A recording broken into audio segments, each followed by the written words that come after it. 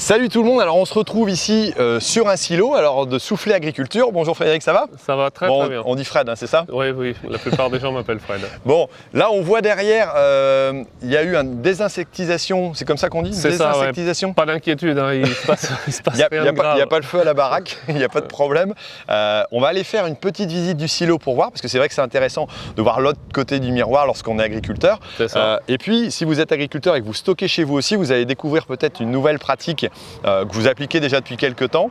Que nous on a mis en œuvre il y a quelques années dans nos silos et qui maintenant des agriculteurs, notamment nos producteurs de blé filière, utilisent et mettent en œuvre dans leur exploitation. Voilà, donc un petit conseil, vous allez voir, alors on va déjà aller se promener à l'intérieur, voir ça, puis après on vous expliquera comment ça fonctionne, cette désinsectisation avec un produit qui est entièrement naturel, utilisable en agriculture biologique. Absolument. Allez, c'est parti. Bon, et ben on va faire en gros le parcours du grain. Ouais, on part de là, des fosses. Les clients, ils arrivent là, ils vident. Enfin, ils pèsent, ils vident, on échantillonne. Voilà. Les échantillons, ils arrivent ici, analyse, machin. Échantillonnage, le petit testeur habituel. C'est ça. Les testeurs habituels. Ouais, protéines, humidité, PS et tout. Et après, là, tableau de bord. C'est voilà. Le poste de pilotage à Philippe. Voilà. C'est pire qu'un poste de pilotage d'avion, ça. C'est ça. Ça marche. Avec la version informatique maintenant. Ouais, maintenant. Ça c'est les températures. D'accord. Ça, c'est l'impression des températures. Et ça, c'est. Là, vous avez regroupé sur choisir modernisant un petit peu le système. Aller, voilà. Ça me rappelle quand j'avais encore mes stockages à la maison. Bon, c'était pas la même dimension. Hein. Ouais. Il y a 4 petites cellules. Ouais, c'est là où t'as le vertige. C'est bon. Ah ouais. Faut s'habituer. Ah oui. Ouais, non plus. Encore. D'accord. Alors là, vous avez combien de cellules en tout? 20. 20 cellules, d'accord. J'ai 20 cellules et 3 apprentis. Et ça va de quelle taille à quelle taille en termes de volume? Les petites cellules, c'est 300 tonnes, 330 tonnes. D'accord. Les grandes, c'est 650. D'accord. Et après, les apprentis, c'est à peu près 2000 tonnes. Donc ma culture de blé rentre dans une petite cellule, ça marche. C'est bon. Là, il y a encore du... Parce que je suis juste bien là. Donc tout est échantillonné à la livraison, que ce soit moisson ou hors moisson, benne par benne. On fait des seaux d'échantillons moyens qui représentent chaque cellule. Ouais. Et après, tout le talent du responsable de silo, de Philippe, c'est de pouvoir ponctionner sur plusieurs cellules en même temps pour essayer de livrer du blé au moulin qui soit le plus homogène possible sur les 363 jours par an. Ce qu'il ne veut pas, c'est qu'il y ait des variations. C'est-à-dire qu'on envoie du blé à 11,5 de protéines toute l'année. Voilà. Donc, il faut une qualité régulière. C'est ça, tout le travail du silo, il est là, parce que des fois on a l'impression qu'il suffit de rentrer du grain et de le ressortir. Ah non, il y a du travail entre les deux. Alors là, vous avez des capteurs pour voir si la cellule est pleine, non? Oui, ça c'est les capteurs de cellules, ça. Les capteurs de cellules pleines, ça. D'accord. Voilà. Ouais, ça serait dommage de remplir un peu plus puis de faire tomber dehors, c'est ça? Ouais. Oui, c'est un peu dommage. Quand tu regardes devant et que tu avances vite, comme ça fait moins de chatouille. Oui, non, mais je sais bien.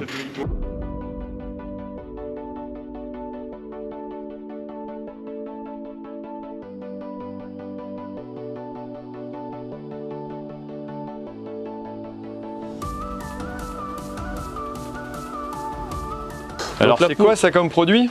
Silicosec. Silicosec, c'est de la poudre de diatomée.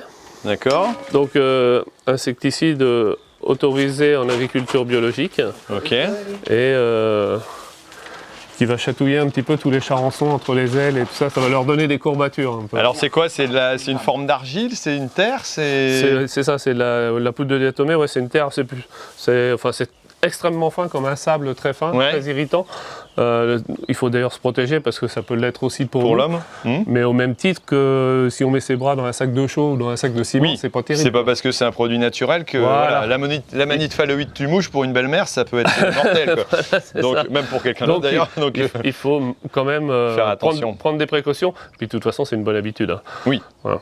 Et donc là, ouais, la ventilation se met en route. Il va mettre. Alors, il y a un calcul de dosage. En fonction du volume. Exactement, en fonction du volume. Et de la quantité ou c'est le volume global de la. Non, c'est le volume à traiter, le volume d'air. Le volume d'air, c'est pas le volume dans la cellule. Parce que ça va aussi aller carrément à l'intérieur du grain qui est déposé là où. Ah non, c'est plutôt l'extérieur. Hein. Non, là, ça va pas dans le grain. Ça va pas dans le grain, ça va. Là, ça reste.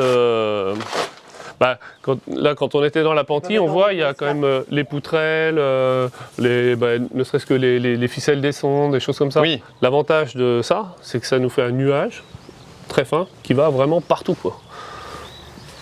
Enfin, ça fait plusieurs années, on a été dans les premiers silos soufflés à utiliser ça. Ouais. Et nickel, hein, on est très très contents. D'ailleurs, maintenant, on a des clients qui font la même chose chez eux. D'accord. Ouais, c'est une technique qu'on peut appliquer aussi, à condition d'avoir une bonne ventilation, un bâtiment qui est fermé. Tout à fait. On peut l'appliquer chez soi. Ouais. Là, ça va faire du bruit. Là, ça va faire un peu plus de bruit. Et c'est assez simple quelque part au niveau fonctionnement. Et ça se répartit très bien, quoi. Ouais. C'est hyper léger. C'est très très léger.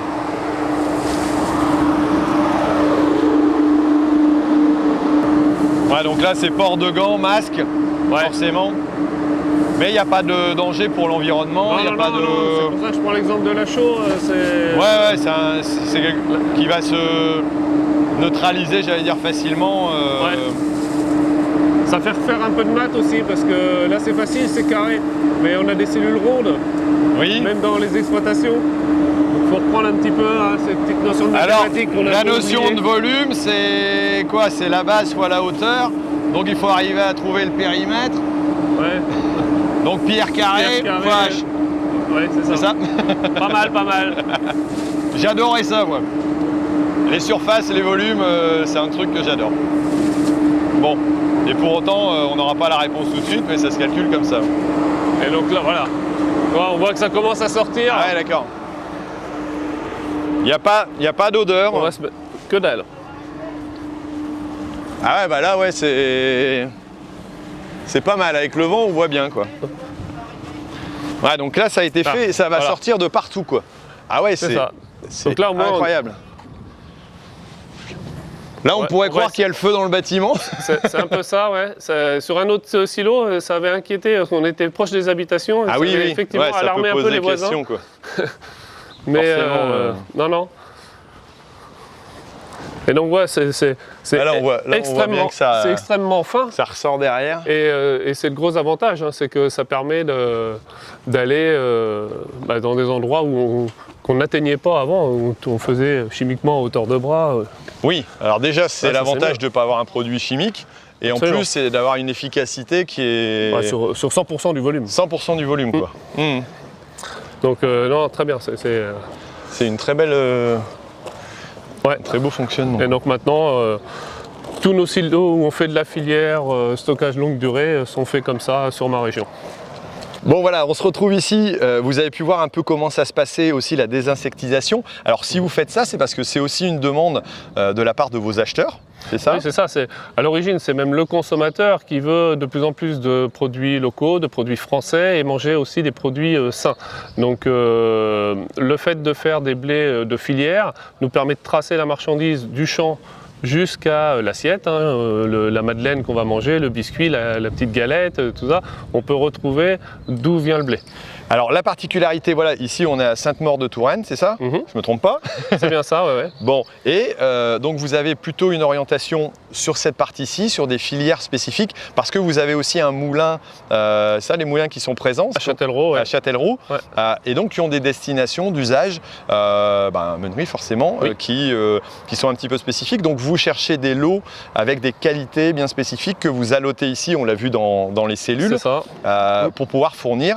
Et il y a aussi une valorisation, j'allais dire, pour l'agriculteur qui vient fournir ici, quoi. Et la valorisation pour l'agriculteur, elle est différente en fonction de la variété demandée. On a les mélanges de blé meunier, d'ailleurs nous on vend un mélange de 5 variétés de blé, parce qu'on s'est rendu compte qu'en fait si vous semez votre mélange variétal, on a quelque chose de beaucoup plus homogène. D'accord. Parce que pour le moulin, il faut être le plus régulier possible 363 jours par an. Et donc, tu évites les problématiques sur certaines variétés qui pourraient être attaquées. Ouais. Pour l'agriculteur, c'est pas plus mal parce qu'au niveau rendement, ça va équilibrer. C'est très bien. Ouais. Et puis en termes de qualité, vous avez des qualités qui sont plus homogènes plutôt que d'alloter, quoi. Exactement. D'accord, Et, intéressant. c'est très régulier. Enfin, et le moulin, sans savoir pourquoi, d'un coup, on avait une stabilité comme ça. Et en fait, c'est parce que nous, on a développé ce mélange au champ. D'accord. Et on est très très régulier. Qui intéresse à la fois le consommateur, l'acheteur final, et puis le producteur aussi pour une question d'équilibre. Oui. Et puis en plus, au lieu d'avoir 5 variétés à semer à la ferme, vous avez un mélange de 5 variétés, et vous chargez le semoir et en avant Guingamp. Et c'est pareil, là pour alloter, pour la filière, c'est ça. Donc, alors après, on fait aussi quelques variétés spécifiques. Une des plus connues, c'est Orégrain, qui leur sert à corriger un petit peu les farines, parce qu'une farine c'est vivant, c'est-à-dire que quand ils écrasent du blé au mois de septembre, ils n'obtiennent pas tout à fait la même chose que quand ils écrasent au mois de février. Ouais. Et l'Orégrain, dans leur recette, ils ajustent avec un petit pourcentage d'Orégrain. Donc il nous faut toujours un petit peu d'Orégrain pur. D'accord. Et après, on a aussi des contrats de blé améliorant qui eux sont uniquement en stockage à la ferme. Ok. Donc voilà, il y a tout un fonctionnement. Ouais. Non mais c'est intéressant de voir un peu derrière. Nous on est producteurs. Moi je sais pas comment ça se passe exactement. Vous avez vos contraintes aussi. Quelque part en réfléchissant bien, en travaillant avec les agriculteurs et les acheteurs finaux, vous arrivez à trouver des solutions aussi qui répondent à tout le monde. C'est ce que j'ai trouvé passionnant moi quand on a créé la région Touraine-Poitou pour Soufflet Agriculture, c'est justement cette mise en place de filières, parce que ça m'a permis de rencontrer les industriels qui nous achètent des farines, c'est un monde avec lequel moi j'étais technicien sur le terrain, on se causait pas. Et en fait, eux avaient des idées sur notre métier. Nous, on s'intéressait pas plus que ça, si ce n'est quand tu achètes tes chocs à pic. Je me souviens notamment les avoir emmenés sur notre plateforme d'essai variétal. Ils ont découvert qu'il y avait des blés barbus, qu'ils n'avaient pas tous les mêmes vers, comme ça. Et puis des sensibilités ou des tolérances aux insectes, aux cécidomiers. Enfin voilà. Mieux comprendre les problématiques des uns et des autres, ça aide à faire avancer tout le monde. C'est-à-dire qu'aujourd'hui, on se cause beaucoup plus d'un bout à l'autre de la chaîne et ça évolue vraiment très très bien et dans le bon sens. On se comprend mieux. Alors, vous êtes aussi chez Soufflet un peu pionnier aussi en termes d'application. Alors, je vais essayer de voir un peu Tassadit parce que vous avez une application qui s'appelle Farmi sur laquelle on va trouver la météo, ce qui intéresse tout le monde. On va trouver, je vais la ressortir tout à l'heure parce que je l'ai téléchargée justement pour découvrir. Ah bah voilà. Donc, j'arrête d'en parler, je vais aller voir, voilà, Tassadit et puis on va en reparler. Merci en tout cas pour cette présentation. Très bien, merci. Voilà, alors je quitte la casquette de sécurité. Bonjour Tassadit, ça va? Bonjour Thierry, ça va? Alors, toi tu es... présente-toi un petit peu. Alors moi je suis responsable marketing chez Soufflet Agriculture. Voilà, et donc tu es entre autres chargé de la communication autour aussi de l'appli qui s'appelle Farmi. Voilà, donc Fred nous a parlé un tout petit peu. Alors là, moi je l'ai téléchargé, donc je vais aller dessus comme ça permet à nos auditeurs de voir un petit peu à quoi ça ressemble. Alors c'est quelque chose qui existe déjà depuis quelques années, vous avez été un peu pionnier dans ce domaine-là en termes d'application. C'est ça. Ok. Alors vous avez toutes les fonctions classiques qu'un agriculteur peut rêver, même si moi je ne suis pas client, on peut y aller. C'est ce que j'ai pu voir. Après vous pouvez être client, il n'y a pas de problème. L'application est gratuite. L'application est gratuite, voilà. Après, il y a des accès réservés en fonction de si on est utilisateur ou pas. Alors, vous avez la fonction météo classique, les conseils au niveau aussi pulvérisation. C'est ça. Les cours et marchés, les cotations. En ce moment, nos collègues agriculteurs sont au taquet, je pense, pour arriver à suivre un petit peu ce qui se passe. Et quel a été l'objectif pour vous de mettre une application en place pour les agriculteurs alors c'est vraiment de leur fournir tout le nécessaire sur le terrain, donc d'avoir un compagnon pour l'exploitation du lever, on va dire, jusqu'au coucher. Donc il se réveille, il a Farmi, il regarde la météo, il regarde les cotations, il veut vendre, il peut le vendre tout de suite. Ouais. Donc selon les prix. C'est la vente en direct aussi. La vente en direct aussi. Donc on a surtout la partie collecte sur l'application. Il est 18h ou il est 7h du matin, je ne vais pas avoir mon conseiller, je peux réagir et interagir tout de suite. Immédiatement. D'accord. Voilà. Et après il y a tout le côté digitalisation du bon de livraison. Donc je sais que je vais aller au silo aujourd'hui, je vais livrer ma benne, donc hop, je fais mon bon de livraison, j'arrive, le silo, donc ma demande est arrivée directement, c'est interconnecté et quand j'arrive, tout est prêt, zéro papier. Alors vous avez le côté météo, vous avez le côté cotation, vous avez le côté info aussi, vous mettez des petits articles que vous retransmettez pour pouvoir informer, c'est plutôt pas mal. Un espace privé dans lequel on va retrouver éventuellement, si on est client, la possibilité de commander mes appros aussi, non? Oui. De trouver où est mon silo. Là, je suis à 67 mètres. Bon, ça va, c'est que je suis bien. À Sainte-Maure de On est Touraine. à côté.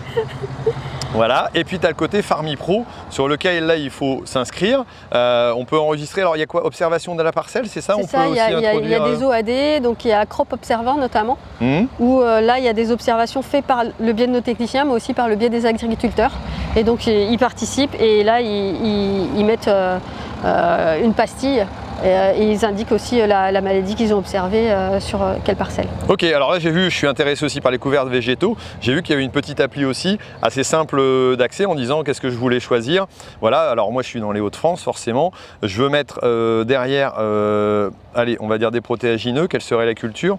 Non, quel était le précédent? Pardon, j'ai mal lu. Là où je vais mettre des betteraves. Donc est-ce que ça va être nitrate ou est-ce que c'est agronomie? Je vais m'intéresser à l'agronomie quand même, hein. La date de semis, c'est plutôt pas mal. J'ai déjà vu un peu ce même système. Et le gel, enfin la destruction plutôt, et le coût. Ça me permet d'avoir, alors j'ai vu que vous aviez tout un ensemble de possibilités. Je trouve ça sympa. En plus, quand vous avez la composition du mélange, ben on sait ce qu'il y a dedans. C'est plutôt pas mal. Ça va évoluer encore cette appli? Ça va évoluer, il y a notamment une nouvelle fonctionnalité qui arrive, et donc c'est la promesse de vente. D'accord. Donc, on pourra, plutôt que de veiller à chaque fois sur les cotations, on pourra demander une notification à un prix objectif, et lorsque Soufflet Agriculture l'atteindra, vous serez notifié, ou alors on peut passer directement un contrat. D'accord. Donc pas mal de petites choses aussi, de nouveautés. C'est compliqué quand même à mettre en place ce type d'application. Alors ça m'intéresse parce que moi j'en ai une qui doit sortir peut-être au mois de septembre. Mais il y a du boulot derrière, il y a du monde qui travaille. Il y a du monde qui travaille, il y a toute une équipe Farmi. Donc il y a les équipes de Soufflet Agriculture, il y a tous les techniciens derrière, il y a tous les développeurs. Et on est aussi accompagné d'un lot d'agriculteurs qui nous aident aussi dans la réflexion et dans la digitalisation du métier. Ok, alors on dit Farmi est mon ami, c'est ça, non? Farmi vous simplifie la grille.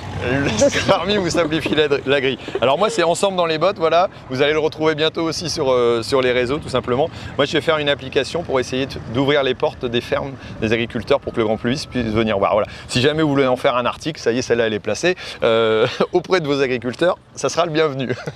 Pas de souci. Bon, ça marche. Eh bien écoute, merci beaucoup pour cette présentation. Vous avez encore de la communication à faire, c'est un rôle aussi important que vous mettez en place, j'allais dire auprès de Soufflet Agriculture, il ne faut pas que je me trompe, voilà, pour aussi communiquer auprès des agris, auprès du grand public quelque part. Ça, c'est une action que vous voulez continuer? C'est une action qu'on veut continuer, c'est une action qu'on va mener aussi sur le terrain et montrer cette belle image de notre monde agricole et de tous ces beaux outils qui aident aussi à avancer. De notre agriculture imparfaite mais qui progresse. Tout à fait. Elle est belle. Elle est belle, voilà. Elle est belle. Voilà. En plus, toi, tu viens pas du milieu agricole du tout, on en a parlé un petit peu hier, et tu dis tu voudrais quitter pour rien au monde le milieu de l'agriculture parce que tu y as découvert des choses extraordinaires. Ça, c'est sympa, quoi. C'est magnifique. Bon, ben, on va rester sur ces magnifiques. Merci à vous de nous avoir regardés. Voilà, une belle entreprise. Moi, j'ai découvert pas mal de choses. Je vois aussi qu'on peut désinsectiser avec des produits qui sont tout simplement d'origine naturelle. Donc ça, c'est plutôt positif. Nous, on se retrouve pour d'autres vidéos du Tour de France. Merci Talsadi de nous avoir fait faire découvrir ce monde extraordinaire aussi. Et puis, on se retrouve à très bientôt parce que l'agriculture mérite d'être expliquée. Allez, ciao. Au revoir. À bientôt.